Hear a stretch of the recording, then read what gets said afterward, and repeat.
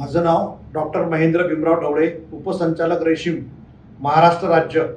आज अहिल्यानगर येथे रेशीम उत्पादक शेतकऱ्यांना रेशीम शेतीतून क्रांती कशी करायची आहे, समृद्धीचा मार्ग कसा अवलंबायचा आहे, यासाठी मी आलो होतो।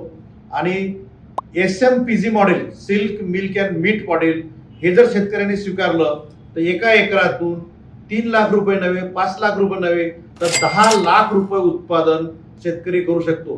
त्यासाठी सेरिकल्चर बेस्ड फार्मिंग सिस्टीम स्वीकारली पाहिजे। मग ही सिस्टीम स्वीकारताना रेशीम उद्योगातून पैसे कमवायचे आहे। त्यानंतर सिल्क मिल्क मीट पद्धतीमध्ये गाई, तुमच्या 2 गाई असल्या पाहिजे, 10 बकऱ्या असल्या पाहिजे, 200 कोंबड्या असल्या पाहिजे, तरच तुम्हाला 12 माही उत्पन्न, दररोजचं उत्पन्न तुम्हाला भेटत राहील। पण ही पद्धत जर स्वीकारली तर तुम्ही एका एकरातून एका वर्षामध्ये किमान 10 लाख रुपये उत्पन्न काढू शकता। हा संदेश मला या ठिकाणाहून द्यायचा आहे। रेशीम उद्योगातून तुम्हाला जर पाहिलं तर 22 दिवसामध्ये उत्पन्न होते।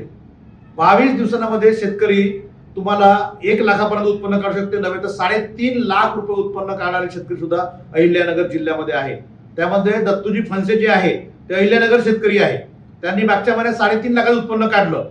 अशा प्रकारचे शेतकरी रेशीम उद्योगातून घडवण्याचा आमचा मानस आहे आणि तो आम्ही करणारच।